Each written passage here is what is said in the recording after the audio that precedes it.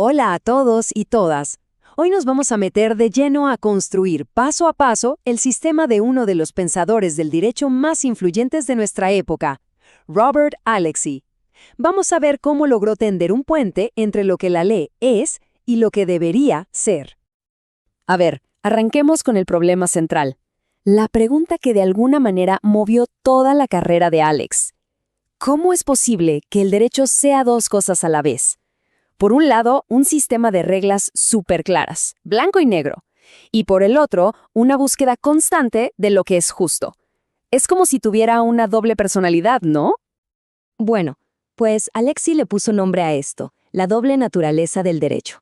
Y el gran proyecto de su vida fue justamente diseñar un sistema donde estas dos caras, la dimensión real y la dimensión ideal, pudieran convivir y sostenerse mutuamente en lugar de estar en una lucha constante. Entonces, para entenderlo, vamos a construir su sistema pilar por pilar. Empecemos con el primero, que ataca una pregunta fundamental. ¿Cómo podemos lograr que los argumentos en el derecho sean racionales? Y la primera gran idea que pone sobre la mesa es su tesis del caso especial. Lo que nos dice, en pocas palabras, es que argumentar en derecho no es un simple juego técnico. No. En el fondo es una conversación estructurada, disciplinada, sobre lo que es correcto, pero claro, siempre dentro del marco que nos da la propia ley. Y aquí es donde introduce un concepto que es brillante. Sostiene que cada acto jurídico, desde la sentencia de un juez hasta la mismísima Constitución, lleva implícita una pretensión de corrección. O sea, no solo nos dice esto es lo que dice la ley, sino que también afirma y esto es lo correcto. Es una doble afirmación. Por un lado, que se siguen las reglas del juego, las del sistema legal. Pero por otro, y esto es clave, se afirma que la decisión es justificable, que es moralmente aceptable. Quédense con esta idea, porque va a ser el pegamento que unirá todo lo que vamos a construir. Muy bien. Con ese primer pilar ya firme, pasemos al segundo. Ahora vamos a ver cómo se aplica todo esto al problema de los conflictos entre nuestros derechos más básicos, los derechos fundamentales. Pensemos en un caso clásico, la libertad de expresión contra el derecho a la privacidad. Chocan todo el tiempo. ¿Cómo se resuelve esto? Para solucionar estas colisiones, Alexy nos da una herramienta que de verdad cambió el derecho constitucional moderno. Él hace una distinción clave. Dice que los derechos no son como las reglas, que son de todo o nada. O sea, un límite de velocidad se cumple o no se cumple, no hay punto medio. Los derechos, en cambio, son principios. Funcionan como mandatos de optimización. Hay que cumplirlos en la mayor medida posible, dadas las circunstancias.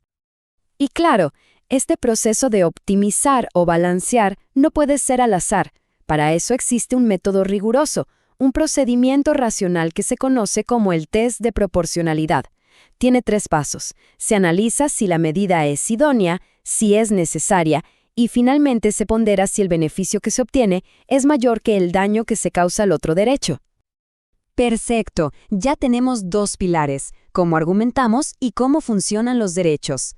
Ahora podemos levantar el tercero y último, el que se hace la pregunta más profunda de todas sobre qué es el derecho en sí mismo. La pregunta es esta. ¿Puede existir una ley que sea tan, pero tan injusta, que simplemente deje de ser derecho? Esta es la pregunta que divide a los que piensan que la ley es solo un conjunto de reglas, los positivistas, de los que, como Alexy, creen que hay una conexión más profunda con la moral. Y para responder, Alexy retoma una idea que nació de las cenizas de la Segunda Guerra Mundial, la famosa fórmula de Radbruch. Su mensaje es simple, pero potentísimo. La injusticia extrema no es derecho. Hay un umbral, un punto de quiebre donde una norma se vuelve tan perversa que pierde su carácter de ley. ¿Qué significa esto? Pues que para Alexy la validez de una ley no depende solamente de que haya sido creada siguiendo los procedimientos correctos. No, también depende de que no sea intolerable, insoportablemente injusta.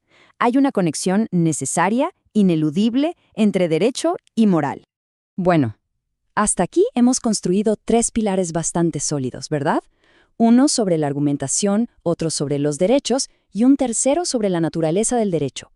La pregunta ahora es, ¿cómo se conectan? ¿Qué los mantiene unidos como un solo sistema? Y aquí volvemos a esa idea que les dije que recordaran. La pretensión de corrección. Resulta que no era solo parte del primer pilar. No.